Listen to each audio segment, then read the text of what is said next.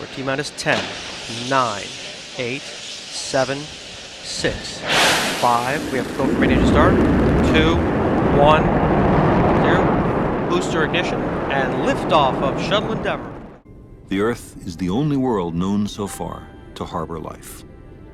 There is nowhere else, at least in the near future, to which our species could migrate.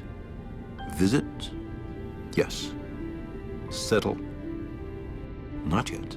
Like it or not, for the moment, the Earth is where we make our stand.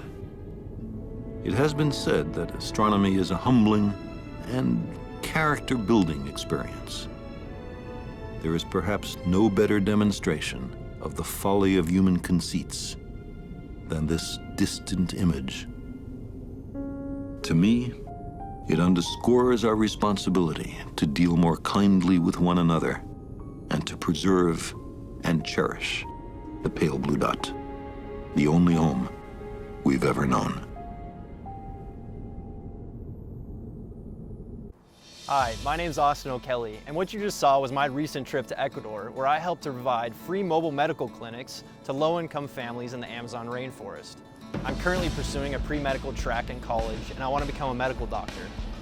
While I was in Ecuador, I had the chance to shadow local medical professionals, peer into the realm of global medicine, and even help construct a brand new home for a 31-year-old man who was almost completely blind and his family. Accompanying those pictures was an excerpt from a famous speech by one of my favorite people, Carl Sagan. This speech was sparked by a picture that NASA took all the way from Saturn of Earth. It showed it as a pale blue dot, all of this. Space is one of my passions and is one of the reasons why I decided to pursue the path of becoming a medical doctor. I believe that humanity is an extremely precious phenomenon in our universe, and I want to spend my life helping to preserve it. Once I do become a doctor, I don't plan on stopping there. I plan on traveling the world and using my skills and training to treat impoverished communities just like the ones I visited in Ecuador. Once I achieve my associate's degree in biology, I want to transfer into a neuroscience degree.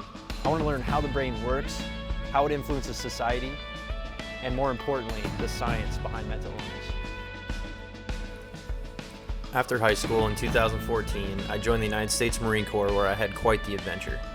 I learned innumerable new skills, became a leader, traveled to remote and dangerous places, met people from all over the country, and learned about cultures who truly need help. I was inspired while in the Marines to go out and make a difference in the world after seeing the conditions of some of these places, and I was also motivated to make a difference in my own community, especially for veterans. I'm passionate about mental illness, and I want to do everything I can to understand it and combat it, especially to help other service members like myself who struggle with it. I'm actively looking for ways to aid even now in this fight, and I'm eager to help where I can because I know how horrible the effects of these illnesses are and how much stigma is still out there. Now that you know a little bit about me, here's how I'm never satisfied. On top of my trip to Ecuador, I've also volunteered over 120 hours at hospital emergency rooms. By shadowing medical professionals, I've gained a clear understanding of what I need to succeed in medicine. I'm continuously looking for opportunities that allow me to improve my community while also developing my character and the skills I need to achieve my goals. I don't let people tell me that my goals are too high or that I can't achieve them by showing them that I can before the thought even crosses their mind. To me, never being satisfied means to not only talk and think about where you want to go and how you want to get there, but also doing it. If you want something, you have to go and get it. In the Marines, after a grueling operation, the first thing you did was think about how you can better yourself, your team, and how to do it better next time. And that's a template I still use today. I will never rest until I reach my goals. And once I do, I'll set new goals and reach them and so on. I even dream of one day becoming an astronaut medical doctor, and hey, that may sound far-fetched, but nothing I have ever done, no decision I have ever made has been easy so far. And as President Kennedy once said, we choose to do these things not because they're easy, but because they're hard.